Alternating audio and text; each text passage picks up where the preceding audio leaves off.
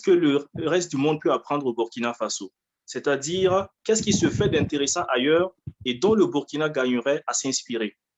Donc, dans ce sens, vous allez partager que ce soit des idées, des initiatives, des techniques, des technologies, des modes d'organisation que vous côtoyez dans votre pays de résidence et qui seraient également intéressants au Burkina, dont le Burkina pourrait s'inspirer.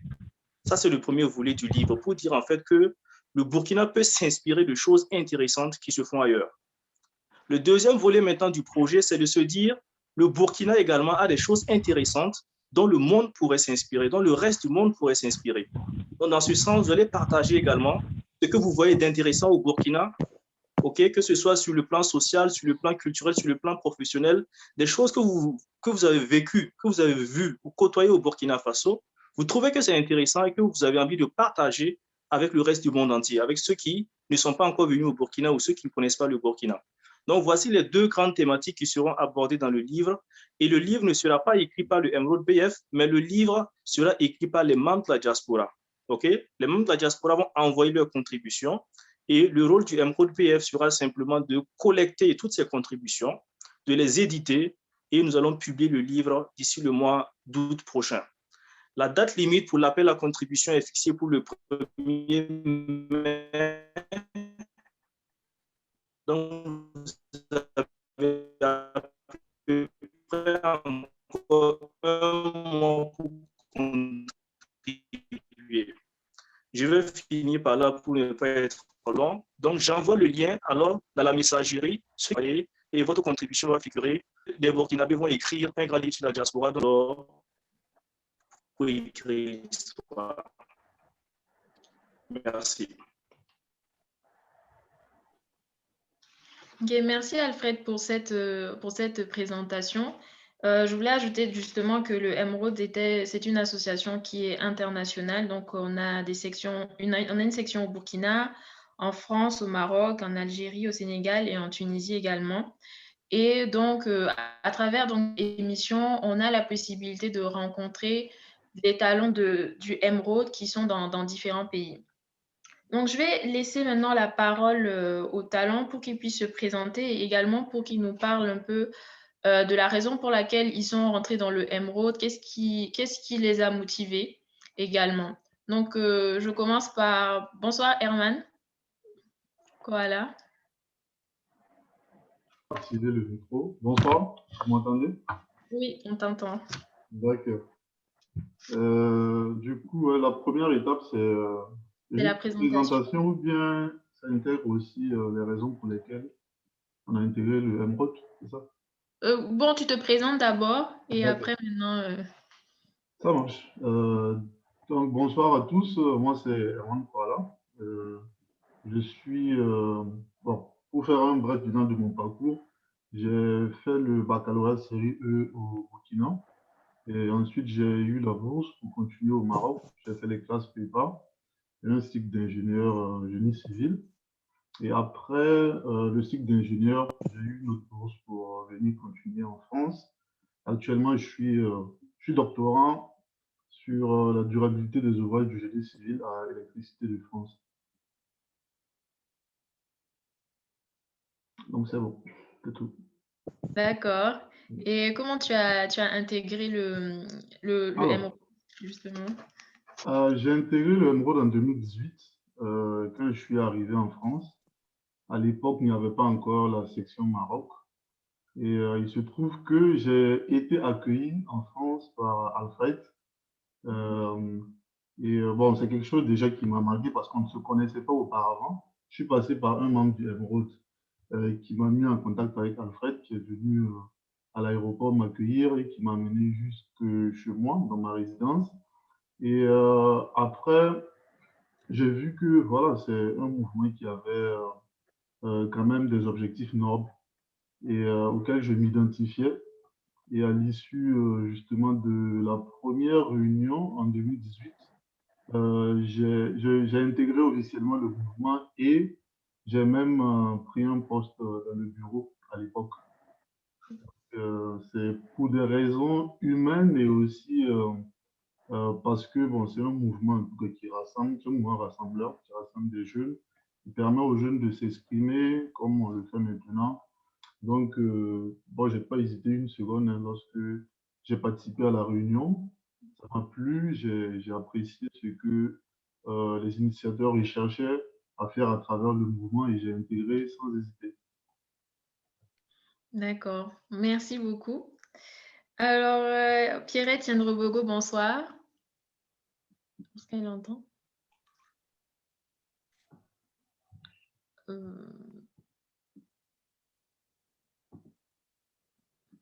Bon.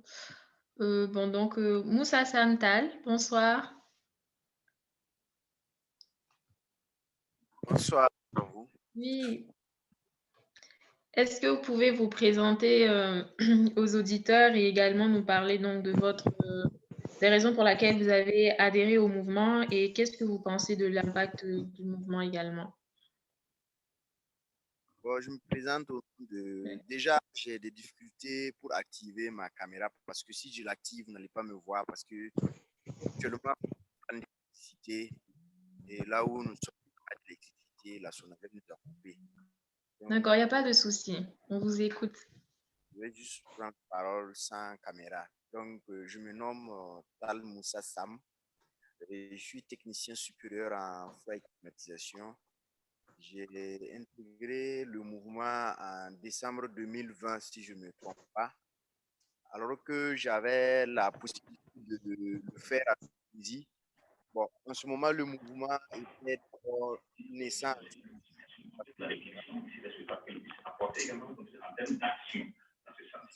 Ok, comme j'étais en...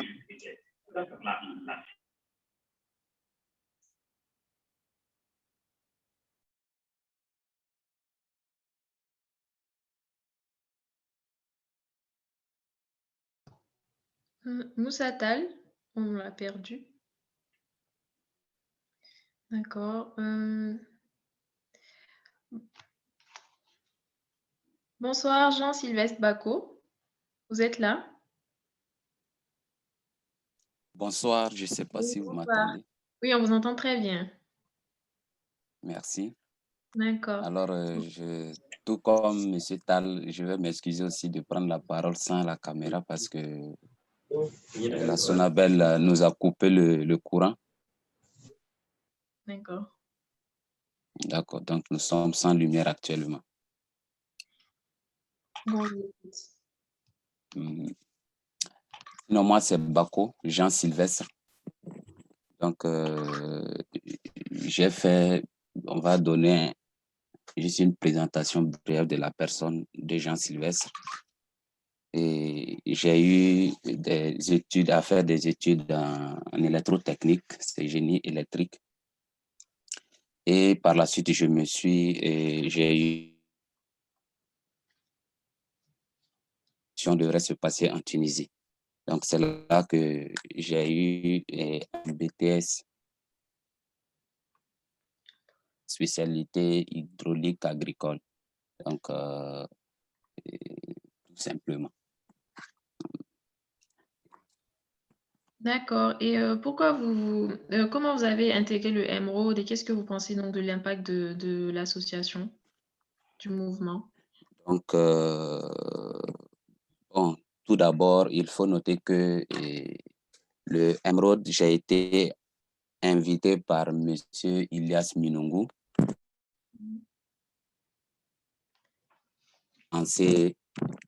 pour la section de Tunisie. En ce moment, nous, on était en Tunisie.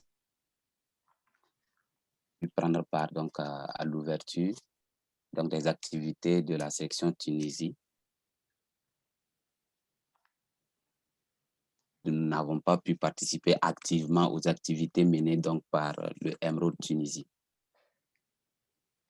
Que je pense bien sûr donc de ce mouvement, étant donné que ce mouvement a pour mission de former des leaders, des futurs leaders, de sensibiliser aussi bien sûr le grand public et de promouvoir la bonne gouvernance. Je trouve que toutes les parties ou toutes les couches, donc,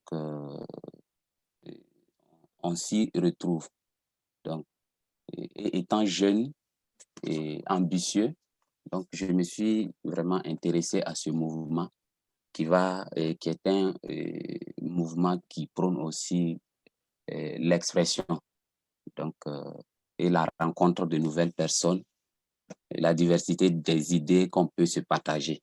Donc, voilà un peu pour les raisons pour lesquelles donc, je me suis adhéré à Emeraude.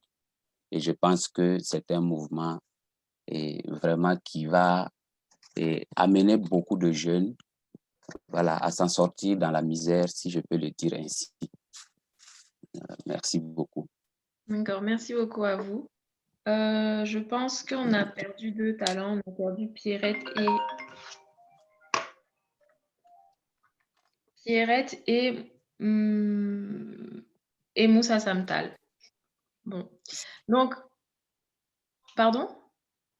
Moussa est là, Moussa est là. Ah d'accord, ok, vous êtes revenu. C'est mon micro qui est sans que je me rends compte. Ah d'accord, ok. Donc, je disais que je devrais intégrer le mouvement à Tunisie. Malheureusement, je n'ai pas pu parce qu'ils n'étaient pas encore prêts pour l'installation et tout. Alors que moi, j'étais prêt pour entrer à Ouaga. Mais déjà, quand j'ai regardé les activités du mouvement, c'est un mouvement de jeunes leaders qui prônent la citoyenneté, la bonne gouvernance, l'esprit des débats, l'esprit ouvert pour de nouvelles opportunités. Donc, du coup, moi, je me suis dit, bon, voilà un mouvement à laquelle on doit vite s'intégrer pour ne pas après regretter. Donc, ce sont vraiment les motivations, ce sont ces motivations en fait qui m'ont motivé à intégrer le mouvement en décembre 2020. Mais bien avant, je suis entré en août 2019, mais pour des raisons sociales et familiales qui ne m'ont pas permis de l'intégrer plus tôt. Sinon, le but, c'était vraiment de l'intégrer depuis août 2019. Malheureusement, il y a ce que j'ai dit, c'est des choses, des événements qui arrivent dans la vie incontrôlés, donc qui nous empêchent parfois. Mais bien heureusement, j'ai pu intégrer, je participe aux rencontres, aux activités. La dernière grande activité, c'est la CJLD, qu'on a pu participer ici à Ouagadougou ensemble avec le Emeraude du Burkina. Et ça, vraiment, c'était une expérience très, très, très belle et j'ai vraiment beaucoup apprécié 4 jours de formation intensive en ligne et en présentiel. Et il y aura d'autres activités que, franchement, il y a à reprendre encore. Je n'hésiterai pas à participer si vraiment mon temps le permet. D'accord, merci beaucoup. Pierrette Tiendrebogo, est-ce qu'elle est là? Bon, non, d'accord. Donc, on va commencer donc, à parler de l'entreprise Faso Fluide et Énergie. Est-ce que Moussa Tal pourrait donc nous parler donc de son entreprise? Voilà, merci, il n'y a pas de souci, je le fais. Alors, Faso Fluide et Énergie, c'est l'initiative de 4 jeunes burkinabés.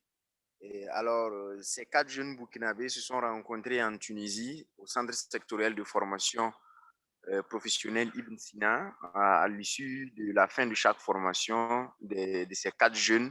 C'est vrai qu'on est des professions différentes. On s'est dit que, bon, on est venu, on s'est formé. L'État ne va pas nous recruter directement dans la fonction publique. Le ministère ne va pas nous accompagner avec des petits bouts. Qu'est-ce qu'on peut faire avec les acquis qu'on a eus en Tunisie? De les mettre au profit de la population burkinabé, c'est-à-dire dans le domaine du froid, de la réfrigération, de la plomberie sanitaire, l'électricité, bâtiment, l'audit et l'efficacité énergétique, parce qu'aujourd'hui, quand on parle d'audit et efficacité énergétique, il y a des nouveaux équipements qui sortent. Malheureusement, les gens ne savent pas quels sont les équipements adaptés pour l'économie d'énergie, parce qu'aujourd'hui au Burkina, on souffre énormément du manque d'énergie parce que la Sonabel n'arrive pas à nous fournir de l'énergie. Malgré le peu que la Sonabel nous fournit, on a des équipements parfois qui aspirent beaucoup l'énergie. Donc, du coup, nous proposons à des clients des produits qui sont efficaces et pour répondre aussi aux besoins du client. Donc, dans le domaine de la réfrigération, nous donnons aussi des formations en froid et climatisation parce que nous sommes dans un pays où le froid est un domaine pratiquement dominé par des gens qui ont appris dans le tas. Et ce pas des gens qui ont été formés, c'est des gens qui ne maîtrisent pas les risques des fluides frigorigènes sur la couche d'ozone, parce que c'est des fluides, c'est des gaz à effet de serre qui détruisent énormément la couche d'ozone. Il faut former ceux qui ont appris dans le tas. Et donc, c'est un peu ça l'idée de façon fluide et énergie, permettre le Burkina de rentrer dans l'économie d'énergie, former les jeunes qui ont appris le métier du froid et de la climatisation à l'utilisation des fluides frigorigènes pour leur permettre de protéger aussi l'environnement. Donc, en quelque sorte, c'est pour ça qu'on a eu ensemble l'idée à 4, dont je suis le principal responsable. Les autres responsables, il y a 2 qui sont en France aujourd'hui.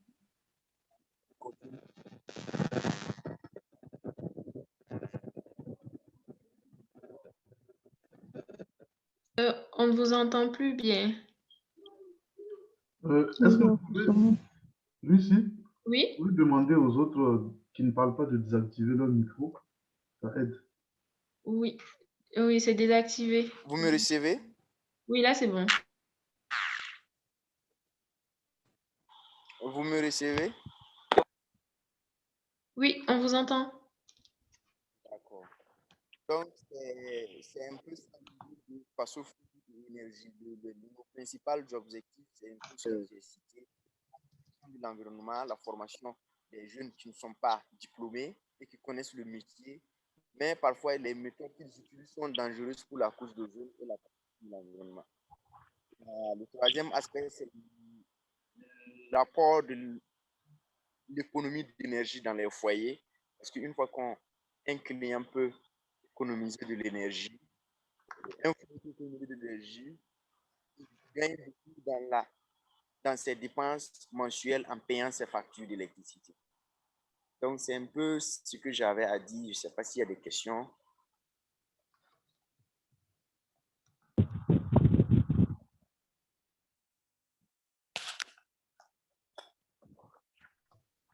On va commencer à parler des projets. Après, on va pouvoir répondre aux questions. Donc, si vous avez des questions, vous pouvez déjà les mettre dans la barre de discussion et on les posera dans la deuxième phase de l'émission. Donc, par rapport à l'entrepreneuriat, est-ce que vous avez quels ont été les plus grands obstacles que vous avez pu rencontrer pour créer cette entreprise?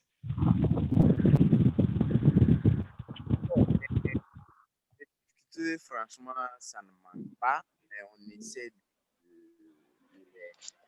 les contourner parce que c'est ça aussi l'entrepreneuriat. Et c'est vrai, c'est bien de penser à créer une entreprise. Maintenant, c'est comment avoir la clientèle, comment convaincre les gens sur l'avantage d'utiliser tel équipement par rapport à tel équipement. C'est entre autres essentiellement ces genres de difficultés que nous rencontrons sur le terrain.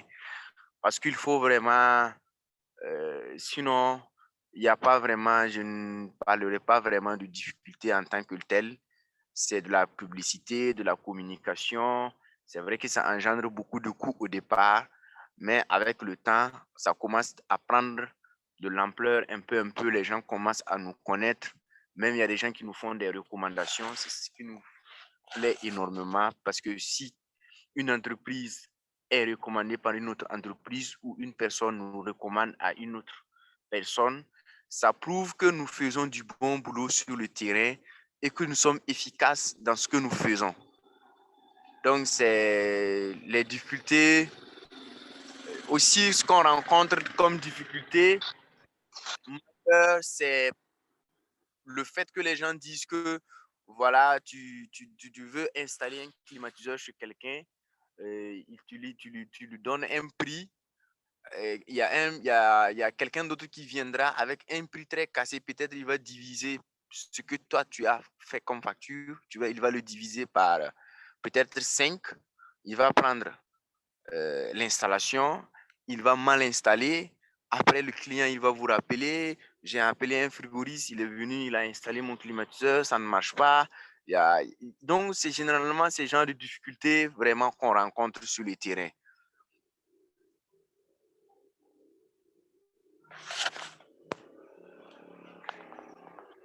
D'accord, merci beaucoup. Justement, on parle de beaucoup de difficultés. On voit qu'il y a plein d'entreprises, par exemple, qui naissent et après aussi un grand nombre d'elles qui disparaissent rapidement. Quelles sont selon vous les grandes causes en fait de l'échec de certains de jeunes entrepreneurs au bout de quelques mois à peine en général? Bon, je ne suis pas vraiment trop expérimenté en la matière, mais ce que je sais,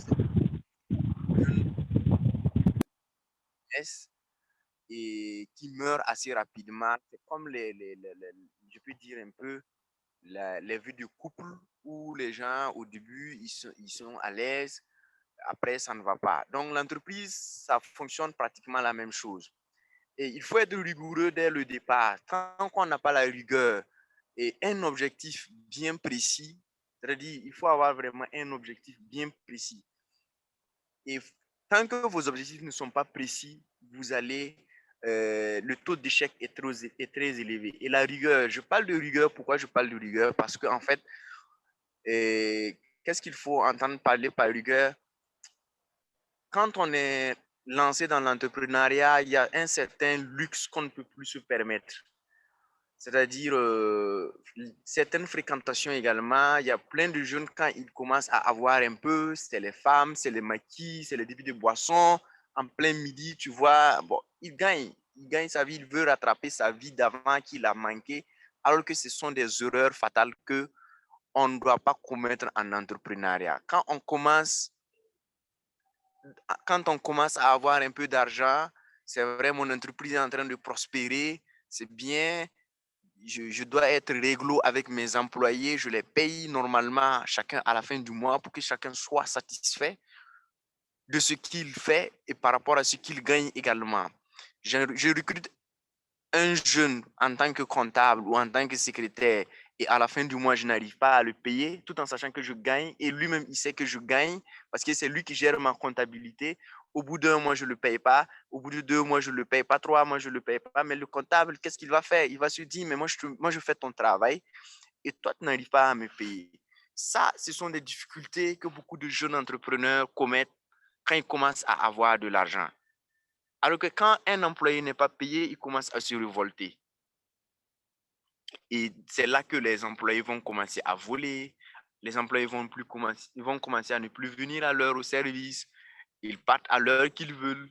On ne respecte plus les clients. On ne respecte même plus le patron. Et là, ça commence à avoir un effet de faillite qui est en train de revenir.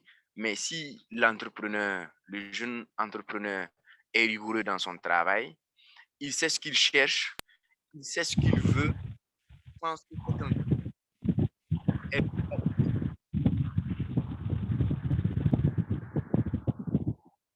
et les Microsoft et autres qui sont aujourd'hui des grandes entreprises qui n'ont et qui-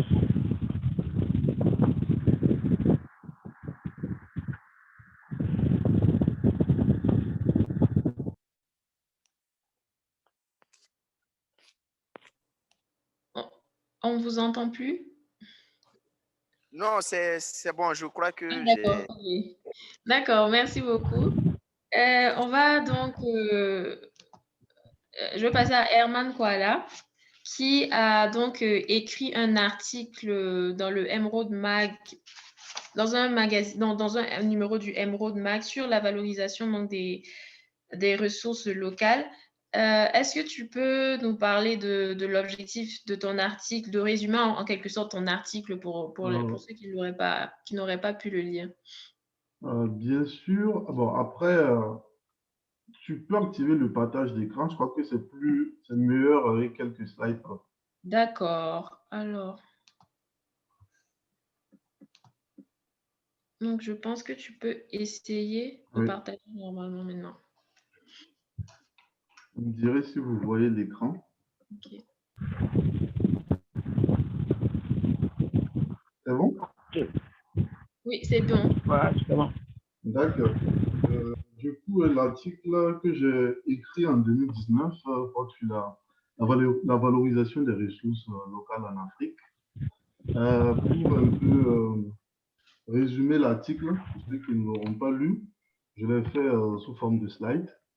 Donc, il y a un petit quiz pour commencer. Je ne vous demanderai pas individuellement vos avis, mais entre le costume cravate qu'on a l'habitude de voir dans toutes les soirées mondaines et notre façon d'enfanner, c'est quoi votre choix? Entre le riz blanc thaïlandais qu'on a l'habitude de consommer dans nos foyers et le riz de Barré, que choisirez-vous et quels sont les arguments pour ou contre votre choix?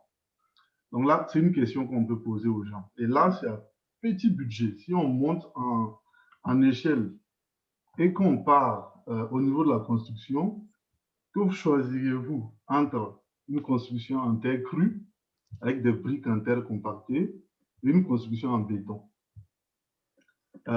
Généralement, les gens opteront pour la construction en béton.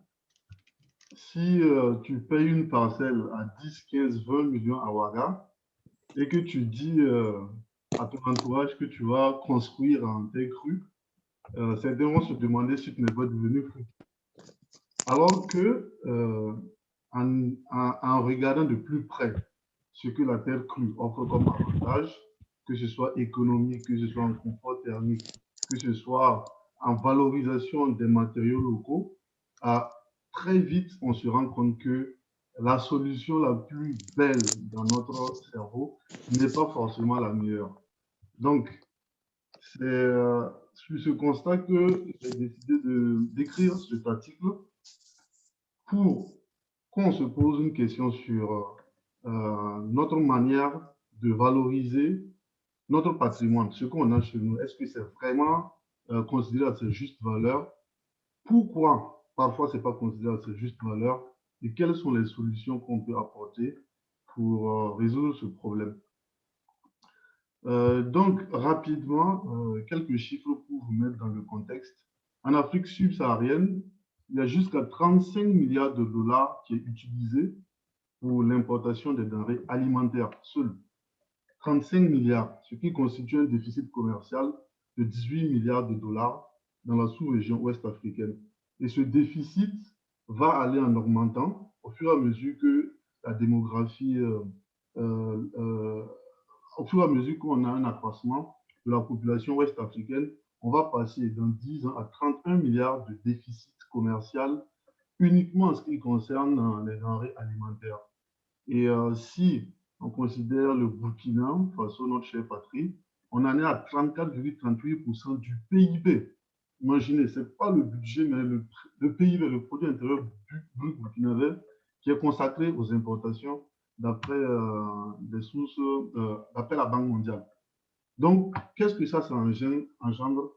Bien sûr, un étouffement de l'économie locale, dans la mesure où on ne peut pas importer autant et pouvoir injecter de l'argent dans notre économie locale de telle sorte à ce que ça fonctionne comme il se doit.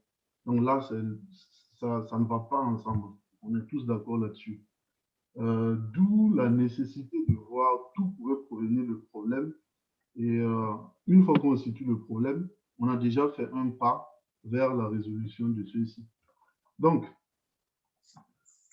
on va un peu décortiquer les différents problèmes qui sont, ce n'est pas des problèmes que j'ai relevés, ce sont des problèmes que les gens posent lorsqu'ils ont des problèmes d'écoulement de leurs produits et tout. Et le premier problème, déjà, ça vient de la mentalité. La mentalité. Je montrais tantôt le costume cravate comparé au faso d'Anfani. Et c'est très rare que quelqu'un, dans sa tête, pour une soirée, mondaines, par exemple, pour une cérémonie, se disent, je vais mettre le faso d'Anfani parce que c'est de la qualité, parce que je valorise ma culture locale. Non, on va préférer le costume parce que ça fait classe. Là, bon, j'ai utilisé un jeu de mots assez. J'ai mis l'étranger, tout ce qui vient de l'étranger, c'est considéré comme classe, et tout ce qui est local, c'est comme si c'était de la crasse. Ce qui ne devrait pas être le cas, parce que à prix et à qualité égale, euh, le faso d'Anfani est aussi élégant. Le faso d'Anfani n'est pas aussi cher que ça. Et avec ça, on porte notre identité, on, se, on montre quand même que voilà, on avait quand même une manière de s'habiller avant la venue de ces tissus, avant la venue de tout ce qui est occidental. On ne copie pas pour copier. Donc, il y a les acteurs justement du domaine du textile disent d'ailleurs qu'il faut une décolonisation mentale. L'expression est quand même forte, hein, mais il faut carrément une décolonisation mentale pour que les gens se disent ce qui vient de chez nous est aussi classe que ce qui vient de l'extérieur, ou peut-être même plus. Donc, si on passe de ce problème, outre ce problème de mentalité, à un problème aussi, on va dire, d'absence de cette fibre patriotique qui fait que un Chinois, par exemple, est prêt à déposer son iPhone et à s'acheter un portable Huawei, tout simplement parce que les produits chinois sont plus taxés aux États-Unis. Donc, la même fibre qui fait que dans plusieurs pays qui ont été colonisés par les Anglais, par les Français, la langue officielle est toujours la langue de départ, c'est-à-dire ils n'ont pas changé de langue, ils ont continué à utiliser la langue locale. Et pourquoi? Parce qu'ils considéraient qu'ils ne pouvaient pas avancer en oubliant ce que leurs parents, leurs grands-parents avaient comme patrimoine. Donc, à chaque fois qu'on se dit est-ce qu'on doit acheter un produit burkinabé, est-ce qu'on doit faire appel à des services locaux, il faut penser à tout ce qui va avec. Au fait qu'on nourrit l'économie, qu'on crée des emplois, qu'on permet à plusieurs personnes de mettre à profit leur potentiel et ainsi de faire prospérer le pays. Alors, le troisième problème que des gens ont présenté, c'est le fait qu'on ne mettait pas suffisamment en valeur les produits. Je cite le packaging et le marketing, c'est la raison pour laquelle les gens ils ne paient pas les produits locaux. C'est pas, c'est peut-être vrai, mais on oublie que on commence à partir d'un certain niveau en monte. Le premier iPhone qui est sorti, il n'a pas la qualité de ce qu'on a aujourd'hui. Mais c'est parce que des gens ont acheté, qui se sont fait du profit, ils ont pu utiliser cet argent pour en fait injecter, améliorer de façon itérative leurs produits. Donc, c'est un argument certes qui est vrai, mais il faut penser au fait qu'on parle toujours de quelque chose et on l'améliore progressivement. Et enfin, bon, il y a le problème politique sur lequel je n'aime pas trop revenir parce que, bon, c'est vrai qu'il y a une absence de volonté politique dans la mesure où, si on prend le domaine, par exemple, de l'habitation, si un promoteur immobilier vient proposer des logements sociaux en terre, c'est pas sûr qu'ils auront l'accompagnement de l'État parce que certains se disent que ça ne sera pas rentable, c'est pas durable, alors que tout cela vient du fait qu'il n'y a pas eu de recherche en amont. On n'investit pas dans la recherche pour voir ce qui a du potentiel et ce qu'on peut améliorer. Mais bon, on est au Emerald, un mouvement citoyen qui veut que chaque citoyen voit de son côté ce qu'il peut faire pour son pays et n'attend pas forcément tout du côté étatique. Donc, j'ai terminé mon article sur une petite lueur d'espoir qui vient de plusieurs jeunes, à l'instar même des panélistes qu'on a ce soir, qui essaient, à travers des prises d'initiative, de développer des produits, de concurrencer les produits occidentaux, de montrer que il y a de la qualité dans nos pays et on doit vraiment miser là-dessus. Donc là, j'ai cité quelques exemples de produits. Je sais que beaucoup connaissent Yamago, qui commercialise du jus de bissap, de Weda, sous une forme quand même. Bon, là, on ne pourra pas dire que le packaging n'est pas bon. C'est très, très bien présenté et qui n'attend que le soutien, bon, pas notre soutien en quelque sorte. Il suffit d'acheter et lui, il s'assurera de faire encore mieux. Donc, j'ai cité Yamago, il y a AfriOne, qui n'est pas burkinabé, plutôt nigérian, qui produisent des téléphones dont les composants sont à 90% produits en Afrique. On a AfriNord, qui est une plateforme en ligne qui permet à travers des partenariats avec des artisans africains de proposer à travers le monde une large gamme de produits qui peuvent être utiles. Et enfin, du côté de l'habitation, bon, moi je suis du génie civil, il y a l'architecte, le grand architecte, monsieur Francis Kéré, qui travaille justement sur la terre crue, la construction en terre crue, et qui n'a pas attendu que l'État lui donne les fonds. Il est parti dans son village, Gando, et il a commencé la construction d'écoles en briques, en terre comprimée. Donc tout ce que vous voyez à droite comme construction sont des constructions à base de terre crue. Et c'est une fois justement avec cette volonté, quand l'État a vu que il y avait des constructions durables, c'était des constructions qui permettaient aux élèves d'avoir un confort optimal durant les périodes de canicule. C'est là que ils ont commencé un peu à s'intéresser à ce qu'il fait. Et actuellement, il y a plusieurs centaines de constructions de ce genre qui sont faites et qui continuent d'être faites parce que on comprend que c'est le futur. Donc, lui, c'est un exemple pour nous, les jeunes, pour montrer que il faut qu'on se donne les moyens de prouver que ce qu'on fait est bon. Et progressivement, la tendance devrait s'inverser. On va quitter, tout le monde le dit, hein, l'Afrique, c'est l'avenir. L'Afrique, c'est clairement le marché de demain. Donc, à nous d'en profiter. On ne doit pas laisser les Occidentaux venir justement voir ce qu'on fait et essayer de nous revendre peut-être ce qu'on avait comme idée.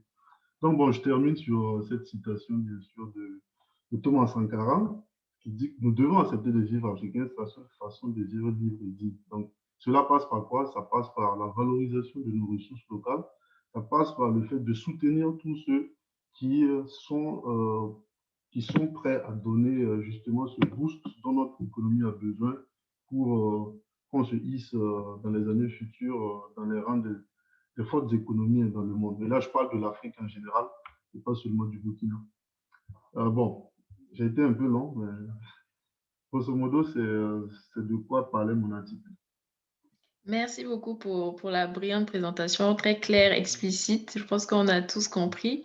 J'ai une question par rapport justement à, dans l'article, tu parlais de décolonisation vestimentaire et on a remarqué, on a pu voir qu'il y a eu la labellisation, par exemple, du Faso d'Anfani, et donc on constate quand même une certaine volonté du gouvernement de promouvoir et de protéger également la production textile artisanale.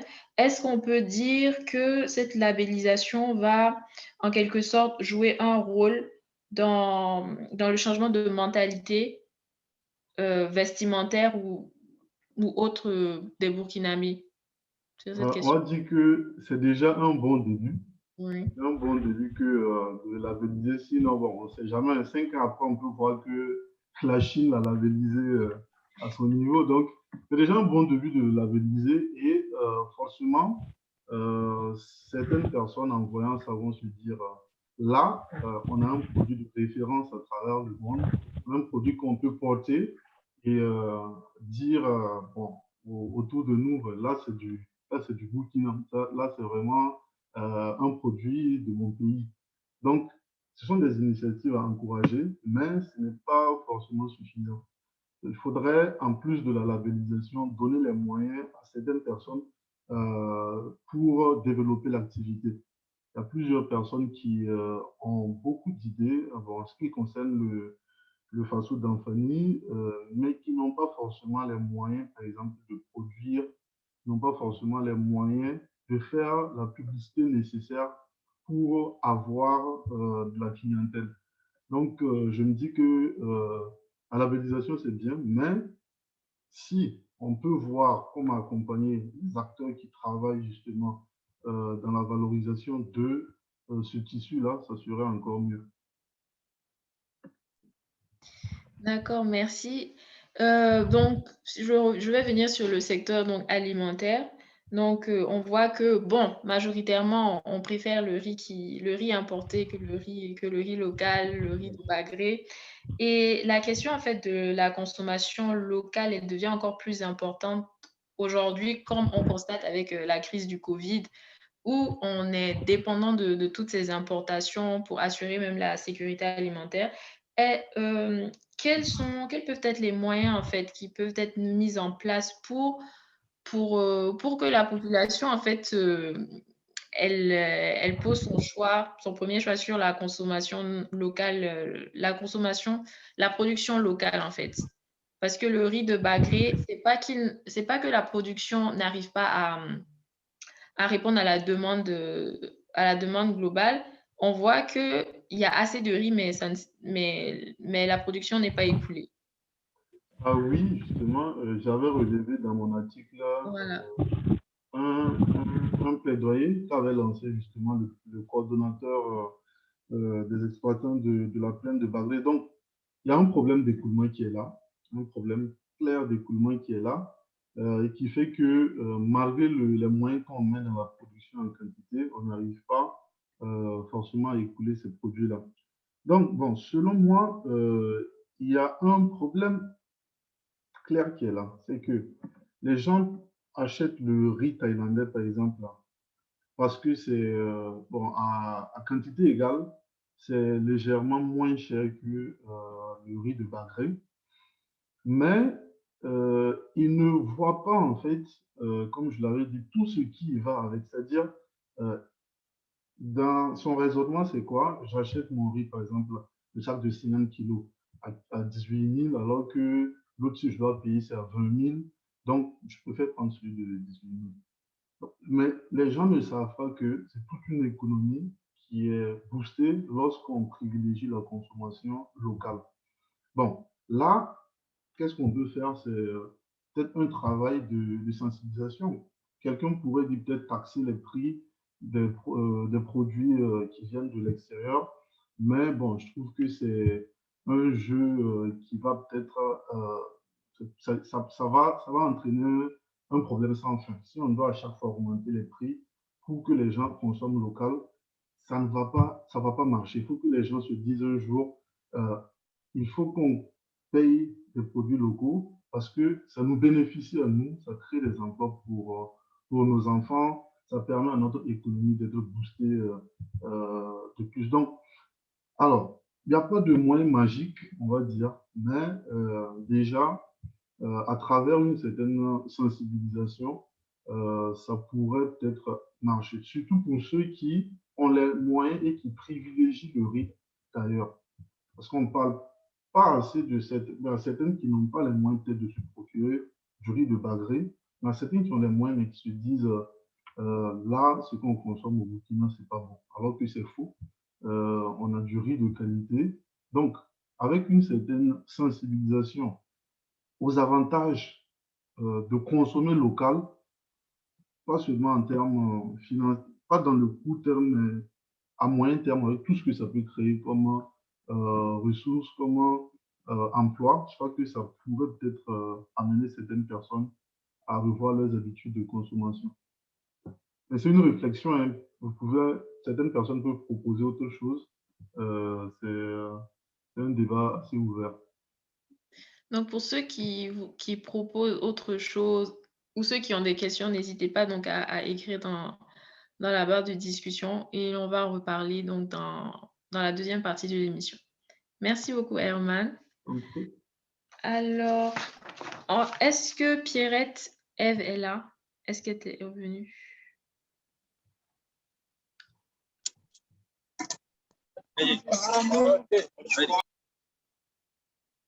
Bon, elle n'est pas là. Allô? Allô, bonsoir. Vous m'entendez? Coucou. Bonsoir. Oui, je vous entends. D'accord. Donc, on n'avait pas pu vous écouter. Bonsoir. Est-ce que vous pouvez vous présenter et également dire pourquoi et Ok. comment vous avez intégré le Emerald? D'accord. Je m'appelle Tiandre Sida Pierrette F. Je suis restauratrice, promotrice de Evas Multiservice, qui est aussi une structure de service traiteur, de service d'hôtesse, de service de nettoyage et voilà. Bientôt aussi, je compte aussi faire de l'agroalimentaire. Ah, d'accord. Voilà. Comment j'ai intégré le mouvement des citoyens bâtisseurs, et c'est exactement au mois de juin 2020 ou avant, je ne sais plus. J'ai fait la connaissance de monsieur Alfred via son livre. Il avait publié un livre que j'ai lu qui m'a bien plu. Je suis rentrée en contact avec lui. Et à force de discussion, il m'a parlé du Emerald, que j'ai d'abord commencé à suivre sur les réseaux sociaux. Et au bout de quelques temps, voilà, j'ai décidé de faire partie du mouvement. Et je suis rentrée officiellement dans le mouvement des citoyens bâtisseurs le 30 novembre 2020. Voilà un peu comment j'adhère au mouvement. D'accord. Merci beaucoup. Est-ce que est-ce que vous pouvez nous parler maintenant de votre entreprise également et pourquoi vous avez choisi justement le secteur de la restauration? D'accord. Comment vous en êtes arrivé à ça? D'accord. Mon entreprise s'appelle Evas Multiservice d'abord. Et comment j'en suis arrivée là? Bon, comme tout autre étudiant, hein, j'ai fait droit à l'université de Ouagadougou. Et à partir de la deuxième année, bon, ça commençait à coincer un peu côté famille et tout, côté financier surtout. Et c'était un peu difficile de continuer les études. Il fallait choisir une option. Et vu que j'aimais faire la cuisine et tout, je me suis dit, bon, pourquoi pas proposer mes services petit à petit. C'est ainsi que j'ai lancé d'abord Divine Service en son temps, parce que ce n'était pas Evas Multiservice, c'était Divine Service, qui consistait, voilà, c'était un service traiteur, au fait. Je proposais mes services dans les bureaux, les structures à midi. D'abord, le matin, je passe, je prends quelques commandes. Et voilà, et à midi, j'exécutais ces commandes et tout. C'est comme ça que j'ai commencé petit à petit. Et à un moment donné, je me suis rendu compte que, voilà, au lieu de me contenter de ça, je vois que, voilà, je peux faire quelque chose de grand avec. C'est ainsi que, voilà, pendant mes vacances de l'année 2019 à Gawa, j'ai remarqué que le service que j'offrais à Ouaga, il n'y avait pas ça à Gawa, en fait. J'ai sillonné les services, j'ai causé avec les gens, j'ai vu que c'est quelque chose qui manquait et il y avait le besoin. J'ai dit, bon, pourquoi pas venir développer ça à Gawa? Voilà. C'est ainsi, je viens à Gawa et je mets en place Divine Service. Toujours dans son temps. Je n'avais pas encore changé de nom. Et c'était uniquement le service traiteur. Voilà. C'est vrai que j'ai un peu pataugé, comme on le dit dans le jargon, à me faire une place. Mais à force de travail, d'abnégation et de courage, je pense que je suis arrivée à me faire un nom. Voilà. Et c'est comme ça qu'en octobre 2020, j'ai décidé de diversifier mes services. Et c'est ainsi que naissait Evas Multiservice. Voilà. J'ai créé mon agence d'hôtesse, j'ai créé ma structure de nettoyage. Voilà. J'ai renforcé mon service traiteur. Et j'ai ouvert un restaurant. Et c'est ainsi que je me défends, comme on le dit, dès lors jusqu'à aujourd'hui. Wow. Donc, on voit, il y a vraiment énormément de travail. Est-ce que, quels ont été les principaux obstacles que vous avez pu rencontrer justement, déjà même pour commencer la structure et comment vous vous êtes donné tous ces moyens-là pour encore ouvrir d'autres agences, d'autres services, proposer d'autres services? Bon, l'obstacle majeur que j'ai rencontré, c'est la confiance.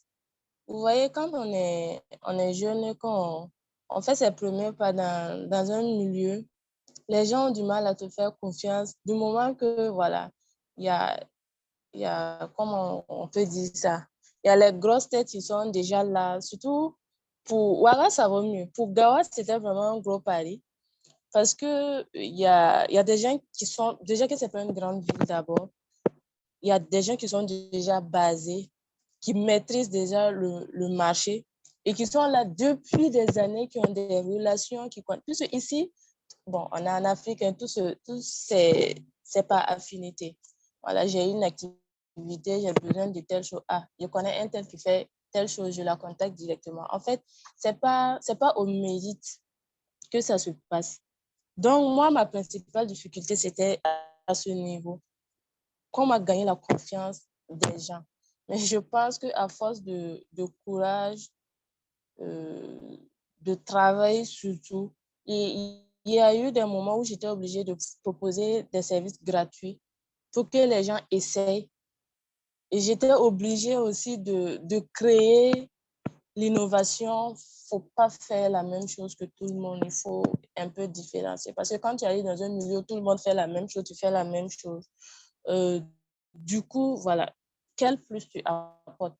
Donc, moi j'étais obligée de travailler 10 fois plus que les autres pour vraiment m'imposer et prouver que j'avais ma place aussi dans ce milieu.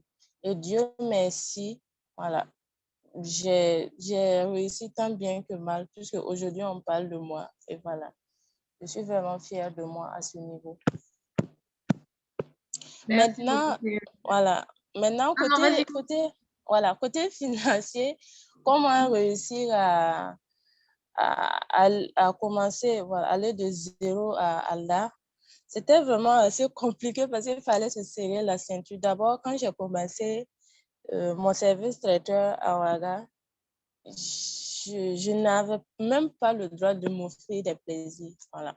C'est-à-dire, je travaille, j'économise. Et à chaque fois que j'économisais, je vois un matériel qui pourrait m'arranger si j'ouvre un restaurant. Je paye, je dépose. À chaque fois, quand je vois quelque chose, je paye. Tout ça, c'était en rapport avec le restaurant. Je paye, je dépose. Ce qui a fait qu'au bout de quelques temps, j'avais le nécessaire pour démarrer, pour ouvrir un restaurant. Voilà. J'avais le strict minimum. Je n'allais quand même pas attendre d'avoir des millions pour prendre du mobilier à coup de millions et tout. Donc, je me suis contentée du strict minimum que j'avais et je suis partie de là. Voilà. Et à partir de là, les autres idées ont commencé à germer et j'ai tout fait pour mettre ça à exécution, en fait. Je sais que c'était un pari assez dangereux, mais voilà, je ne me suis même pas donné le luxe de penser aux risques ni aux autres soucis, quoi. À chaque fois, je fonçais seulement. Et je pense que c'est ce qui a fait que je suis arrivée là. D'accord. Merci beaucoup, Pierrette. On voit que tu représentes un modèle de combativité, de réussite et on est vraiment, bon, personnellement, je suis vraiment impressionnée par tous les services que tu proposes. Et justement, en venant à la question de financement, on voit que, bon, c'est assez fréquent qu'il y ait des jeunes qui aspirent à être entrepreneurs, mais qui disent que l'argent est un frein à leur ambition. Est-ce que tu as la même opinion à ce sujet? Non, je n'ai pas la même opinion parce que je n'avais même pas le luxe de penser à ça. Parce que pour moi, c'était travailler ou rien. Et fallait créer, fallait chercher des idées à tout prix. Fallait commencer d'abord à quelque part. On ne peut pas s'asseoir comme ça et dire, je veux faire telle chose, je veux faire telle chose, j'attends du financement. C'est bien beau, c'est vrai, mais qu'est-ce que toi, tu peux faire comme premier pas d'abord?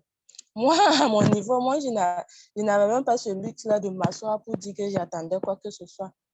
Et moi, j'ai commencé mon restaurant avec 6 000 francs. Bon, mon service traiteur avec 6 000 francs. Avec 6 000 francs, je serre la ceinture. Quand on me dit, ah, on a besoin de telle chose, est-ce que tu peux le faire? Je ne dis jamais non, je ne peux pas le faire. Je dis oui, je peux le faire. Je fais les devis et tout. Je cours, je vois un grand frère. Je dis, ah, j'ai dit grand frère. J'ai dit, bon, j'ai eu un petit marché lundi de faire telle chose. Est-ce que tu peux me donner tel montant? Je fais ça et demain, je te rembourse. C'est comme ça, moi, j'ai commencé. Je me suis débrouillée. Et voilà, les frères de gauche à droite voyaient que vraiment, je me débrouillais pas mal. Ce qui fait que à chaque fois que j'avais de plus gros commandes, je n'avais pas de difficulté, voilà, à avoir de l'argent avec quelques frères et sœurs de gauche à droite pour pouvoir exécuter et rembourser après, c'est tout ça. Donc, c'est ce qui m'a permis de me lancer. Et quand j'économisais, à un moment donné, je n'avais même plus à emprunter aux uns et aux autres pour pouvoir exécuter mes petits marchés que j'avais parce que j'avais un peu de ressources. Voilà. Et c'est avec ce peu de ressources-là que je me suis battue et j'ai économisé encore dans ça jusqu'à arriver là où je suis actuellement. Donc, je peux dire que dans certaines situations, je pense que il n'y a qu'à faire le premier pas et le reste va suivre. Et surtout être honnête. Voilà. D'accord. Merci beaucoup. Donc, on va Ouais. passer à notre dernier talent, Jean-Sylvestre Bako. Est-ce qu'il est là? Oui, présent, je suis là. Ah, bonsoir. Oui, bonsoir. Oui.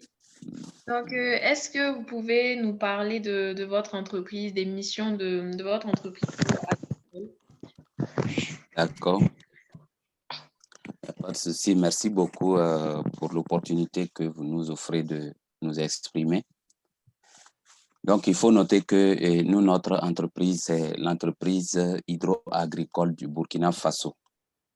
Donc, c'est en abrégé et ABF. Donc, c'est un projet réfléchi donc, par les jeunes burkinabés. Nous sommes au nombre de 6 et de la même promotion. Donc, comme au début, je vous disais, donc, à l'issue d'un concours que nous avons été envoyés pour une formation en Tunisie. Et donc, c'est ce groupe-là, lorsqu'on a mis nos 2 pieds donc, dans la filière ou la spécialité hydraulique agricole, nous avons pu déceler quelques problématiques donc, liées à ce secteur-là au Burkina Faso.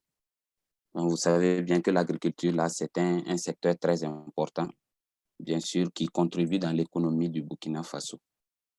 Donc, contribue à hauteur, d'après la Banque mondiale, non, et les statistiques de 2002, à hauteur de 35 à 40% de le PIB. Donc, il contribue ainsi.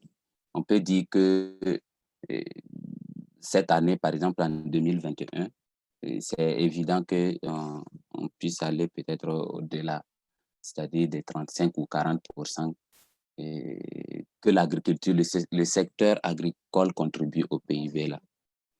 Donc, et 80% de la population active donc, est concernée par l'agriculture. Donc, c'est une source en fait de devises et qui contribue substantiellement à la satisfaction des besoins alimentaires de la population. Donc, je suis en train de donner ici l'importance même de la filière. Voilà. Donc, et malgré bien sûr son importance, le secteur agricole burkinabé n'a pas connu de développement conséquent depuis les indépendances. La sécurité alimentaire, bien sûr, n'est pas régulièrement assurée d'une année à l'autre. Et l'incidence de la pauvreté demeure élevée dans les zones rurales où l'agriculture est plus pratiquée. Donc, vous voyez un peu. De telles contre-performances sont imputables, bien sûr, et à des contraintes. Donc, ces contraintes-là, au regard de ces contraintes, où nous avons pu voir la problématique et essayer de mettre en place donc, notre entreprise. Je vais essayer de vous déceler un peu ou de lever un peu quelques problématiques, voilà, avant de continuer. Donc, et ces contraintes de diverses natures, au nombre desquelles on peut citer, entre autres, l'insuffisance de la mauvaise répartition, puisque l'entreprise est agricole, et la mauvaise répartition des pluies, le faible niveau d'équipement technique. Notre agriculture n'est pas encore mécanisée, donc nous sommes toujours dans les pratiques archaïques où le cultivateur utilise la tabac courbée des heures pour cultiver juste 1 mètre carré et sous un coup de soleil. Donc, tout ceci, ce sont des problématiques à lever. Nous avons le manque ou encore l'insuffisance de l'innovation. On regarde donc de ces contraintes, l'agriculture pluviale, puisque généralement, nous, au Burkina Faso, nous faisons quoi? De l'agriculture pluviale et c'est familial aussi. Nous n'arrivons pas à produire toute l'année parce que nous avons 2 saisons, une saison pluvieuse et une saison sèche qui est longue. Voilà. Et pendant cette saison sèche-là, les producteurs n'arrivent pas à produire soit des légumes ou autre chose. Donc, il va de soi de faire des aménagements compte tenu de la gestion de l'eau, puisque c'est le manque d'eau qui fait que les producteurs n'arrivent pas à produire pendant donc, la saison sèche. Donc, lorsqu'on va, si toutefois le gouvernement se penche sur la question d'aménager des périmètres en vue de développer les cultures irriguées de contre-saison, à l'exemple du riz, comme M. Kouala vient de parler, consommons burkinabé, parce qu'au-delà du prix du riz de Bagré, ce n'est pas évident que ce que nous produisions vraiment suffit ceux-là qui veulent en consommer, le riz local. Donc, si toutefois on arrive à mobiliser l'eau, à aménager des périmètres, de sorte à ce qu'on puisse gérer nos ressources en eau rationnellement, on pourrait éventuellement même produire le riz en saison sèche. De cette manière-là, on va répondre un peu à la question d'insuffisance alimentaire. Donc, et c'est là toute la motivation de EABF qui a vu que c'est un secteur dans lequel, si toutefois on s'investit, on pourrait apporter notre touche au Burkina Faso. Du moment que nous sommes sortis, nous avons vu ce que les autres font à l'extérieur. Donc, nous pouvons autrement apporter notre touche à la population burkinabé. Tout d'abord, et aussi, ce secteur pourrait éventuellement tirer la jeunesse un peu de la pauvreté. Ça peut les sortir de là. Voilà. Parce que c'est un secteur, s'il est développé, il traque les autres. Voilà. Donc, et nous avons comme mission, dans le domaine hydraulique, là, nous voulons faire la promotion des nouvelles techniques d'irrigation. Parce que vous constatez avec moi que nous sommes toujours dans les techniques d'irrigation traditionnelles, l'irrigation de surface, où nous avons beaucoup de pertes en eau, bien que nous n'avons pas assez de pluviométrie, bien que nous avons une mauvaise répartition. Donc, dans les zones où nous n'avons pas assez, par exemple, de pluviométrie, que le peu que nous avons au moins, nous travaillons à ce que ce peu-là puisse nous donner de produits assez longtemps, c'est une saison un peu longue. Voilà. Donc, et ça passe par l'adoption, bien sûr, des nouvelles techniques d'irrigation comme le goutte à goutte. Voilà. Donc, nos services, pour comme on appelle les services hydrauliques, nous faisons des aménagements des périmètres, comme je venais de l'annoncer. Donc, les nouvelles techniques d'irrigation, c'est-à-dire l'irrigation localisée, les micro-diffuseurs, les micro-jets, l'irrigation goutte à goutte. Donc, tout ça, c'est l'irrigation localisée qui va permettre, bien sûr, d'économiser l'eau. Donc, nous avons aussi donc, le système aussi d'aspersion. Et cela dépend même de la culture que nous voulons mettre en place. Nous faisons aussi de la maintenance des pompes et de tous les équipements agricoles. Nous faisons aussi, nous vendons des matériels agricoles. Au niveau de l'agronomie générale, nous faisons des études d'installation de vergers. Voilà, nous installons aussi des serres pour en fait faire la production des cultures de contre-saison, c'est-à-dire, bon, comme dans les autres pays, par exemple, il y a 4 saisons. Et en hiver, par exemple, on ne peut pas produire compte tenu des températures qui sont basses. Il y a de ces cultures qui ne supportent pas ces températures basses. Donc, il y a lieu de créer un microclimat sous lequel vous allez faire votre production. Et donc, l'installation de ces serres va nous permettre cela. Et au Burkina Faso, c'est pendant la saison pluvieuse. Alors, nous savons que il y a des cultures qui n'aiment pas l'excès d'eau. Et lorsque nous avons les pluies, et si nous n'avons pas un terrain qui est sur une côte à exploiter, nous sommes par exemple à côté d'un bas-fond, alors nous ne pourrons pas pratiquer certaines cultures. Lorsque vous avez, par exemple, vous installez les serres, vous pouvez éventuellement produire ces genres de cultures. Donc, nous envisageons produire ou faire la multiplication des plants certifiés et standards, comme l'arbo et maraîcher. Voilà. Donc, nous faisons aussi des formations. Nous donnons des formations dans le domaine hydraulique et dans le domaine aussi agricole. Et nous donnons des conseils. Ce qu'il y a à préciser ici, c'est que notre entreprise est à stade embryonnaire. Donc, ça n'a pas encore été implanté officiellement. Mais jusque-là, nous donnons nos services déjà. Voilà. Et nous sommes en train de travailler pour avoir à temps les papiers officiellement. Et voilà, et nous allons l'implanter. Donc, nous sommes en train de travailler là-dessus. Il y a de cela 1 mois que nous sommes rentrés au pays. Donc, nous sommes sur ces démarches-là. Mais je peux vous dire que jusque-là, nos services sont demandés et il y a des clients qui peuvent même en témoigner de la qualité des services que nous rendons. Donc, voilà un peu ce que EABF fait donc, comme service donc, à son sein. Je vous remercie. D'accord, merci beaucoup à vous. On voit on sait tous que l'agriculture donc occupe une place prépondérante dans l'économie nationale, mais c'est également un secteur dans lequel le gouvernement n'investit pas le plus. Ouais.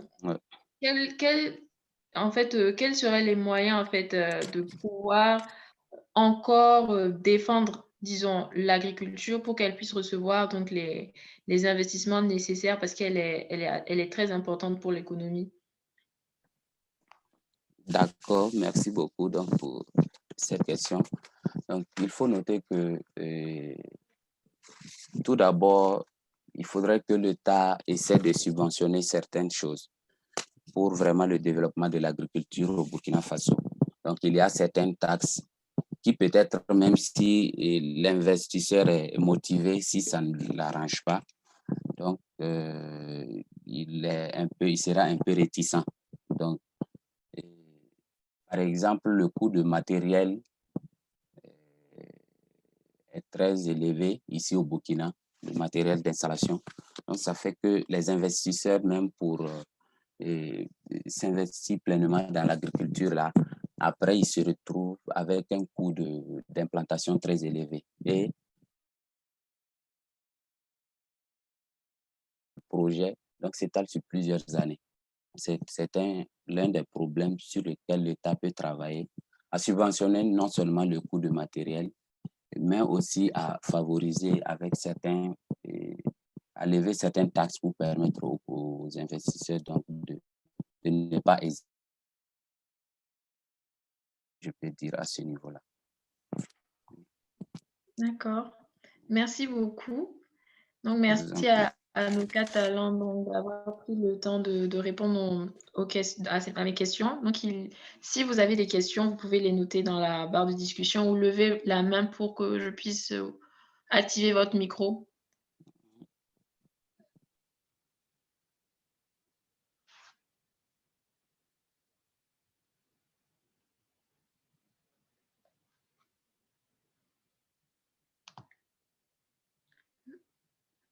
Alors, la parole à Mamadou Batili. Bonsoir. Bonsoir, j'espère que vous m'entendez. Oui, on vous entend. D'accord, j'avais quelques questions. Mes 2 premières questions concernent en fait Monsieur Moussa Samtal. En fait, je voulais demander quel type de fluide frigorigène, par exemple, ils utilisent, quelles sont les entreprises fournisseurs, est-ce qu'il y a déjà une structure qui est sur place, par exemple, qui produit ces fluides ou est-ce que c'est importé? Mais bon, est-ce qu'il y a déjà des entreprises? Quels sont les produits utilisés? Parce qu'il y a une grande variété et tout ça. Ma deuxième question aussi concerne en fait les types de compresseurs utilisés, par exemple, pour faire le circuit de climatisation et de production de froid. Donc, quel type de processeur? Est-ce que là aussi, il y a des entreprises déjà sur place? Est-ce qu'il y a des fournisseurs? Est-ce que voilà. Et puis un point qu'il a évoqué qui est important toujours, c'est parce que lorsqu'on est jeune étudiant, qu'on est allé faire, bon, disons qu'on a un certain nombre de connaissances techniques et scientifiques dans un domaine et qu'on se lance dans ces projets-là, on a toujours en fait une concurrence, pas déloyale, mais avec les gens qui sont plutôt dans le secteur informel, parce que justement, en fait, c'est un problème de réglementation. Je pense qu'il n'y a pas suffisamment de réglementation vis-à-vis de de la part de l'État, en fait. Donc, pour gérer tout ça, et je pense que leur méthode de former les gens, ça peut justement voilà, réduire, comment on appelle cette concurrence, parce que si on a de plus en plus de gens qui sont compétents, qui ont des connaissances techniques et scientifiques, je pense que voilà, donc c'est une bonne idée. Et donc, voilà mes questions concernant M. Moussa Samtal. J'avais aussi disons, je ne sais pas si c'est des questions, mais bon, par rapport à l'intervention de M. Herman Kwala, qui a fait une excellente présentation. J'avoue que c'est l'une des présentations, bon, j'ai assisté à peu près toutes les présentations qui ont eu lieu ici. Je pense que c'est l'une des meilleures présentation que j'ai suivie. Et il a évoqué que je pense beaucoup de problèmes et tout ça. En fait, je voulais revenir par exemple sur l'aspect RE2. Je pense justement le vrai problème, si consommons local, en fait, c'est 2 aspects. C'est la R2, donc pour optimiser en fait la production, pour améliorer les méthodes de production, donc il faut de la recherche, chose qui n'est pas faite. Par exemple, si la brique en terre cuite, la brique en terre crue plutôt, je viendrai ça. En fait, c'est ma question parce que moi, je suis dans le domaine du génie civil. Par exemple, ce matériau, c'est un matériau composite. Il y a l'argile et puis il y a les fibres qu'on met pour avoir une certaine résistance.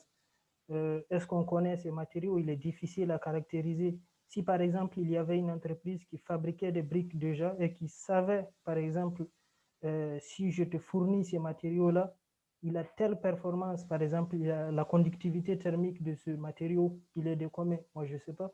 Peut-être parce que je ne me suis pas non plus trop lancé là-dessus. Sa résistance, par exemple, à la traction, à la compression. Donc, il y a toute une recherche qui doit être faite, par exemple, sur ces matériaux, pour pouvoir justement faire la publicité ou la promotion de ces matériaux. Donc, il y a la R2 qui n'est pas vraiment faite. par exemple, si vous avez pris l'exemple de Huawei. Huawei, par exemple, elle évolue parce qu'elle investit 10% de son bénéfice dans la R&D. En 2019, c'était 15 milliards et cette année, ça sera 20 milliards qu'elle investit dans la R&D. Donc, c'est quelque chose d'important. Et deuxième point important qui bloque en fait au pays aussi, c'est, je pense que vous ne l'avez pas abordé, mais il y a la question de la mondialisation. D'ailleurs, c'est pour cela, je pense que les notions locales et étrangères, ça devient quelque chose qui n'a plus beaucoup d'importance quand on est dans un monde mondialisé. Et donc, s'il y a quelque chose que nos pays ne réfléchit pas, on est dans un monde ouvert. Donc, il faut souvent réfléchir à la notion que beaucoup d'économistes appellent en fait la chaîne de valeur mondiale. Donc, par exemple, si je prends le cas des batteries, aujourd'hui, beaucoup de pays veulent créer, par exemple en Europe, des voitures électriques. Donc, il y a la question de la batterie. Et par exemple, Renault ou d'autres groupes, ils prennent en fait... Je vais vous couper un instant. Oui. Pour qu'il puisse répondre déjà à la première question que vous avez posée. D'accord. À Moussa Samtal. D'accord, bah d'accord. Oui. Ok, merci à vous pour l'intérêt que vous portez face au flux d'énergie. D'accord, donc vos principales questions, c'est généralement sur les produits qui sont là. Est-ce que c'est des produits importés, si c'est des entreprises qui produisent les fluides et autres au Burkina, c'est ça si je ne me trompe pas? Oui, exactement. En fait, je veux savoir est-ce qu'il y a comment on appelle, il y a la filière qui est là et puis le stock est bien géré et tout ça en fait. Voilà, donc pour répondre à ça, généralement la plupart, la quasi majorité, disons à les produits frigorifiques, que ce soit les congélateurs, les réfrigérateurs, les gaz, les tubes, le cuivre, même les câbles électriques que nous utilisons au Burkina sont majoritairement importés des pays, soit d'Europe, d'Asie essentiellement. Du coup, il y a une réglementation au Burkina qui gère l'arrivée de ces produits. Même si nos autorités ne maîtrisent pas les questions de, comment on appelle, de contrôle de la qualité effective de certains produits, mais ils ont mis en place un système pour contrôler les gaz qui rentrent au Burkina. Parce que, en fait, les gaz qui rentrent, il peut arriver qu'on écrive sur une bouteille R22 alors que c'est du 134A ou bien c'est du R600 qui est à l'intérieur. Maintenant, il y a le bureau Ozone au Burkina qui, qui a été mis en place par les autorités burkinabées. Et le bureau Ozone, qu'est-ce qu'il fait? Il peut contrôler votre gaz, votre bouteille et vérifier le type de gaz exact qui est dans la bouteille. Et le bureau Ozone a également formé les services douaniers du Burkina pour qu'à l'arrivée de chaque produit frigorigène, du fluide frigorigène, ces produits-là sont contrôlés dans nos différents postes frontaliers, que ce soit par les voies aériennes ou bien par la voie terrestre. Ce n'est que ces deux voies-là que nos produits rentrent au Burkina. Donc, il y a déjà ces structures-là qui permettent de contrôler la qualité des fluides frigorigènes et de vérifier aussi dans les bouteilles ce qui est prescrit à l'extérieur de la bouteille correspond à ce qui se trouve à l'intérieur de la bouteille. Aussi, il y a des fournisseurs qui sont là, des équipements. On a pas mal, on a au moins une vingtaine de marques de climatiseurs qui sont là. On a Nasco, on a LG, on a Samsung, on a Solstar, des sociétés qui amènent. Et nous, ce que nous on fait à notre niveau, au niveau de Faso Fluide et Énergie, quand un client nous contacte, c'est d'arriver et de faire un dimensionnement du local à climatiser. On fait le dimensionnement et on fait le choix de l'équipement pour le client. Une fois que le client valide, on procède à l'achat de l'équipement, mais généralement, on procède à des choix de qualité pour le client. On fait l'installation, on fait une suivi. Il y a des suivis, des garanties d'une année qu'on offre généralement. Et aussi, il y a le fait que sur le marché aussi, on trouve des produits qui ne sont pas adaptés à nos réalités. Donc, tout ça, nous essayons de faire le contrôle à notre niveau, à l'accompagnement aussi avec le bureau ozone qui contrôle les différents types de gaz qui arrivent sur le territoire, ou bien avant d'aller charger chez un client, on passe au bureau ozone pour pouvoir faire le contrôle de qualité de gaz qui est à l'intérieur de notre bouteille avant d'effectuer le travail. Donc, je ne sais pas si j'ai répondu à la question. Oui, effectivement, je pense que vous avez répondu à ma question. Vous avez même donné des informations complémentaires. Merci beaucoup. Je pense que vos informations me seront très utiles. Merci. Merci. Est-ce que vous avez d'autres questions? Donc, pour ne pas je ne sais pas si vous m'entendez encore. Pour ne pas trop traîner, donc je voulais juste demander je ne sais même pas si M.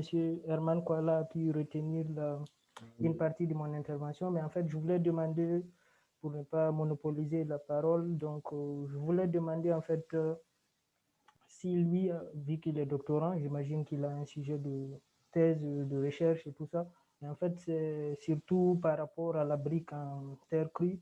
Est-ce qu'il y a, voilà, justement, des recherches qu'il mène là-dessus et tout ça? Je pense que je vais laisser je voulais un peu contribuer à ce qu'il avait dit par rapport à la consommation locale, mais bon. Donc, je maintiens ma question sur les briques en terre crue. C'est la recherche là-dessus. Qu'en est-il au Burkina Faso? Merci, Monsieur Wattili, pour ces questions, pour ces avis très éclairés, hein, parce que, bon, ça sent que vous êtes du domaine. C'est la problématique, justement, de la période actuelle en ce qui concerne les constructions durables. C'est vraiment comment caractériser tout ce qui est briques, tout ce qui est terre crue, bon, les briques en terre crue, les pisés, il y a plusieurs produits, en fait, qui sont faits à base de la terre et qui actuellement font l'objet de recherches à travers le monde. Alors, actuellement, bon, moi j'ai fait un projet de recherche là-dessus à l'école des ponts de Paris. Et justement, ce qui m'a étonné, c'est la manière dont les Français ici, ils investissaient dans la recherche sur ces matériaux qui sont traditionnellement, on va dire, africains. On connaît ces matériaux à travers les grandes constructions qu'il y avait en Égypte et dans certains grands empires de l'Afrique. Donc, actuellement, il y a beaucoup de thèses qui sont faites sur la caractérisation de tous ces produits, pas seulement la caractérisation pure, mais la caractérisation de mélange, hein. Tu as des briques qui sont en terre et un peu en ciment avec des liens pouzzolaniques et tout. Il y a beaucoup d'études qui sont menées ici pour caractériser ces matériaux-là. Donc, moi, ça ne m'étonnerait pas. Bon, déjà, pourquoi? Parce qu'actuellement, il y a des projets d'extension de lignes ferroviaires à Paris. Donc, il y a une grande quantité d'excavation, de terre issue de l'excavation qu'on veut mettre en valeur. Et pour mettre cela en valeur, l'idée qu'ils ont eue, c'était de penser à une cité qu'on allait implanter en banlieue parisienne et qui serait uniquement constituée de bâtiments en terre crue. Donc, actuellement, les matériaux sont caractérisés, ils ne peuvent pas encore être utilisés comme éléments structurels, mais déjà, ce sont des éléments qui sont utilisés en maçonnerie, qui remplacent le parpaing, la brique en terre cuite, et qui, après étude, ont montré leur capacité à fournir un meilleur confort thermique par rapport aux autres matériaux.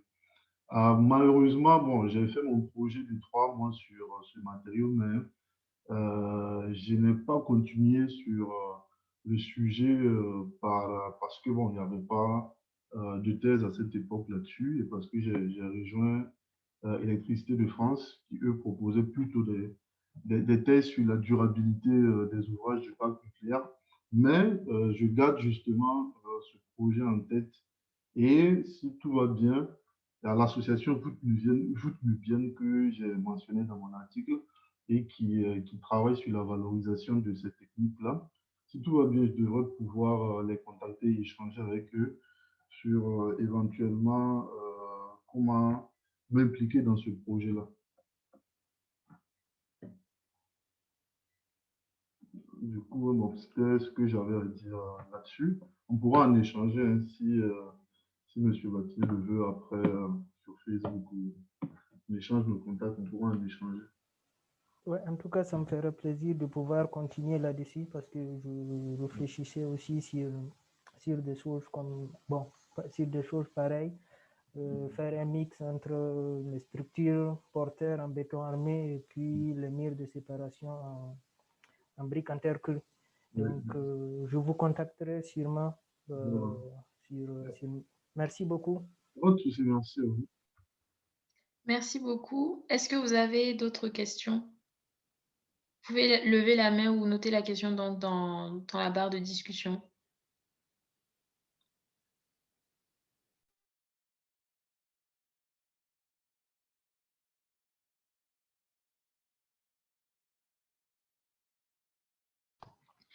Alors, on a une question pour les trois entrepreneurs d'Alfred. Selon vous, quelles sont les trois qualités qui sont fondamentales pour un entrepreneur? Donc, est-ce que Pierrette Eve est là pour répondre à cette question? Oui, je suis là. D'accord, on vous écoute. Pour moi, les qualités fondamentales pour un entrepreneur, à mon avis, c'est la force et le courage dans le travail, surtout le travail bien fait. Dans tout ce qu'on fait, quand on le fait bien, on a le courage de se battre jusqu'au bout. Je pense que voilà, ça peut aller quoi.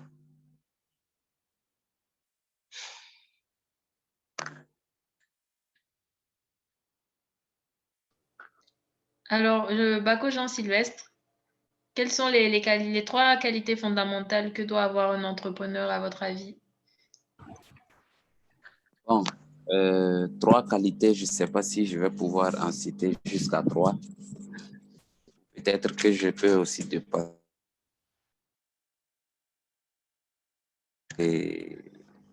L'une des qualités pour un entrepreneur, c'est la patience. Il faut être patient d'une part, et d'autre part, il doit être rigoureux, la rigueur dans le travail. Et tantôt, je ne sais pas, c'est la sœur Pierrette qui parlait de l'honnêteté. C'est important également. Voilà. Aussi, c'est vrai que quand les jeunes, surtout les jeunes, ils entreprennent et ils voient plus le côté financier, l'argent, c'est-à-dire le gain. Donc, certes, mais il ne faudrait pas qu'on soit trop amoureux de l'argent. Donc, quand on fait la chose que pour de l'argent, il y a d'autres difficultés qu'on peut rencontrer. Mais quand vous le faites par amour, là, alors le reste, là, va en suivre. Si c'est question d'argent, là, ça va venir avec le temps. Donc, on essaie de travailler honnêtement. Donc, il y a l'honnêteté, il y a la patience et aussi, bon, bien d'autres que je ne m'en souviens plus. Voilà ce que je peux dire par rapport aux différentes qualités d'un homme. D'accord, merci beaucoup. Je laisse donc la parole à Moussa Samtal. Merci. La question est de savoir, selon nous, quelles sont les trois qualités. On ne vous entend pas très bien. Bon, les trois qualités fondamentales qu'un entrepreneur doit avoir, c'est des qualités de C'est-à-dire, on est déjà engagé dans l'entrepreneuriat. Quelles sont les qualités qu'il nous faut pour pouvoir rester et perdurer? C'est la patience, la discipline et le travail. Il faut être patient, discipliné. Surtout la discipline, elle est très importante pour un entrepreneur. Il faut être discipliné. Sans discipline, on ne peut rien faire. Voilà. Et puis, le travail. Toujours travailler, travailler et toujours travailler. Moi, ce sont les 3 mots que je peux définir de la qualité qu'un bon entrepreneur doit avoir. C'est bon pour moi. D'accord, merci beaucoup. D'autres questions? Oui, Ilias. Bonsoir tout le monde, j'espère que vous m'entendez. On entend bien. D'accord, super. Bon, moi, je n'ai pas de questions en tant que telle, mais je tenais quand même à remercier l'ensemble des différents panélistes. Voilà, bon, parce qu'ils ont eu à évoquer des sujets vraiment pertinents. Bon, en ce qui concerne le Burkina Faso, bon, moi, j'ai eu l'occasion de mieux côtoyer d'eux-mêmes des panélistes. Je prends le cas de l'entreprise hydro-agricole. Voilà, donc de l'expérience que j'ai eu à vivre un peu avec eux, voilà, je vois que c'est vraiment un domaine auquel le Burkina Faso gagnerait mieux à vraiment s'y investir parce que, voilà, le premier jour que moi j'ai été visiter un peu le coin, en tout cas, moi j'étais assez ému parce que je ne pouvais pas m'imaginer qu'on peut faire des cultures pareilles hors sol. Donc, franchement, je tenais aussi à les encourager encore plus à persévérer.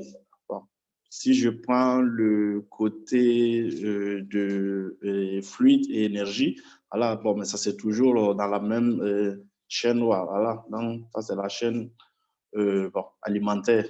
Du moment que le Burkina Faso produit des produits aussi, donc il faudrait aussi y changer à comment conserver ces produits afin d'être utilisés. Compte tenu que le Burkina a 2 saisons, une saison pluvieuse et une saison sèche, voilà, il va falloir aussi optimiser certaines choses pour pouvoir les utiliser plus tard. Voilà. Bon, c'est ce que je disais au début. Hein, voilà, ça entre en ligne de compte de la chaîne alimentaire. Nous avons la sœur aussi qui fait le service de restauration. Elle aussi, personnellement, je l'ai connue sur Facebook. Alors, je l'ai connue à travers ses plats et tout. Bon, ils ont espéré qu'une fois au Burkina Faso, j'aurai l'occasion de déguster un de ces plats vraiment délicieux. Et encore, merci beaucoup au frère Herman. Voilà, ça c'est vraiment très bien d'avoir changé à vraiment valoriser la culture burkinabé, voilà, encourager les uns aux autres vraiment de consommer les produits locaux parce que le Burkina Faso regorge vraiment d'énormes potentialités. Donc, pourquoi pas ne pas mettre en évidence ces potentialités. Donc, vraiment, je ne peux que vous dire merci. Voilà, je finirai mon intervention en citant une des citations du rappeur Youssoupha qui dit que la jeunesse est un risque à courir, c'est-à-dire c'est étant jeune qu'on peut vraiment s'investir dans beaucoup de choses. Vous allez voir que des émissions type comme ça, c'est vraiment des émissions où on peut en tirer profit. Alors, on peut en tirer profit à travers ça. On connaît en tout cas, il y a des jeunes qui ont du talent et tout. Et je crois que voilà, le Burkina Faso est vraiment en bonne marche avec une jeunesse assez engagée et assez dynamique. Voilà, merci beaucoup. Merci beaucoup, Ilias. Donc, il nous reste à peu près 5 minutes. Si vous avez d'autres questions ou d'autres des apports à faire avant que l'on ne se quitte. D'accord. Bonsoir, Bachirou Bassa. D'accord, bonsoir tout le monde. Donc, moi c'est Bassa. En tout cas, j'ai écouté avec attention tout ce qui a été dit. C'est très intéressant. Bon, moi, j'avais juste quelques apports par rapport à la présentation de M. Kouala. Donc, il a évoqué la question de la consommation locale. Bon, un modèle économique qui est assez intéressant, qui a été même prôné par Thomas Sankara. Et donc, c'est bien de revenir là-dessus. À ce niveau, bon, moi, je pense que comme il s'agit d'un apport, il y a 2 points assez intéressants. C'est-à-dire que parfois, nous nous focalisons plus sur le consommateur. On demande au consommateur de consommer local, tout. Mais parfois, on ne met pas l'accent sur le promoteur, l'entrepreneur de ces produits locaux-là, en fait. Alors que il est aussi important de prendre en compte ce que le promoteur aussi fait. Au niveau du promoteur, il gagnera vraiment à travailler sur ses stratégies, parce que s'il y a des consommateurs qui sont plus prêts à accepter des produits qui viennent d'ailleurs, c'est qu'ils trouvent ces produits-là assez attirants, assez intéressants. Donc, le promoteur doit gagner aussi, doit travailler à avoir une stratégie qui arrive à toucher le consommateur local. Donc, au niveau du consommateur, c'est vrai, il y a les sensibilisations, on demande à ce qu'on soit patriotique en consommant les produits locaux. Ça peut passer par l'éducation aussi, la sensibilisation, c'est bien. Mais je pense qu'au niveau du promoteur aussi, il doit affiner sa stratégie de communication, de marketing, afin de toucher ces consommateurs-là. Voilà. Bon, au niveau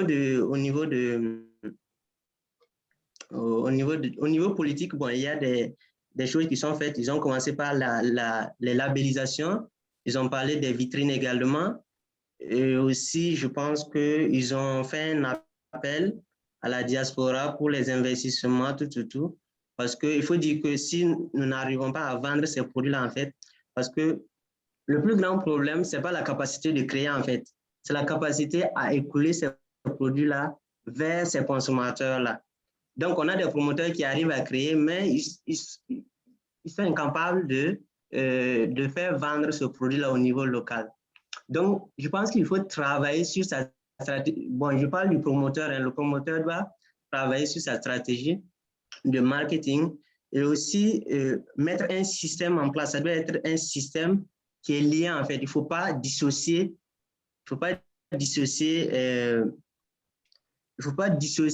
je veux dire quoi, les stratégies qui sont là, il ne faut pas dissocier. C'est-à-dire que se limiter à seulement la production, mais il faut aller au-delà, travailler en collectivité avec d'autres personnes pour voir comment est-ce qu'on peut aller vers le consommateur. Il faut l'obliger, en fait. Il faut avoir une stratégie qui oblige le consommateur à consommer. Voilà, c'est un peu l'apport que j'avais. Et merci. Merci beaucoup. Donc, c'est la fin de cette émission donc, de Rencontre des talents. On remercie tous, on vous remercie donc Herman Koala, Bako, Jean-Sylvestre, Pierrette et Moussatal pour s'être libérés, pour avoir répondu à nos questions et pour nous avoir fait donc de brillantes présentations. Et donc, vous pouvez, on peut regarder le contact et vous aurez l'audio donc de cette émission. Bonne soirée à vous. Si vous avez un dernier mot, à dire, les talents.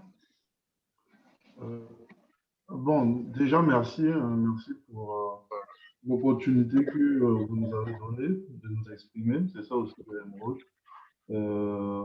C'est pour partager et recevoir aussi des autres. Donc, merci. Et bon, on espère que voilà, l'initiative va se poursuivre et qu'on pourra se réunir aussi souvent que possible pour discuter. Ça permet de faire avancer les idées, ça permet de faire avancer les choses dans notre pays. Et c'est une initiative à louer. Et merci à tous, bien sûr, de vous être connectés et d'être restés avec nous jusqu'à la fin.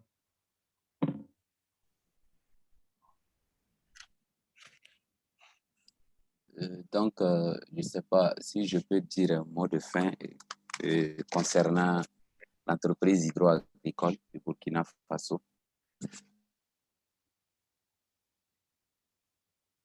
Je tenais à remercier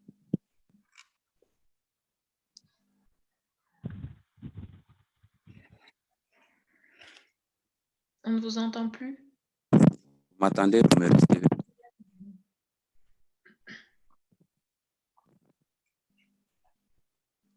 Vous me recevez? Oui, on vous reçoit. Merci. Donc, tous les membres de EABF se joignent à moi pour remercier vraiment Emeraude de nous avoir invités à cette émission. Donc, cela aussi a permis de nous révéler à pas mal de personnes, ceux qui nous ont suivis, et vous qui allez être le relais donc, de cette entreprise, parler de nous aux autres, bien sûr. Donc, on tenait à vous remercier tous. Ça fait aussi partie donc, de ce que le mouvement de réflexion pour les...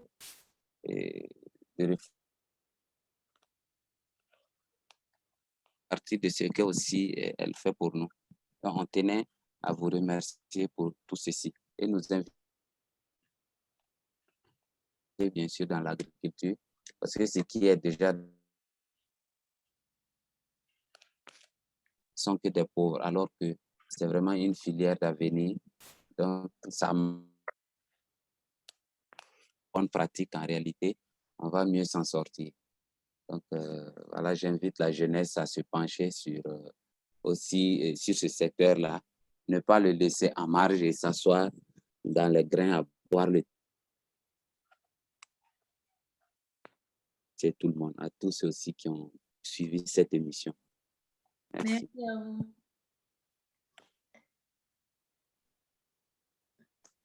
D'accord. Donc, s'il n'y a plus de commentaires, donc on va donc se quitter et on se reverra donc à la prochaine émission qui aura lieu au mois de mars. D'avril plutôt, désolé. Donc, bonne soirée à tout le monde.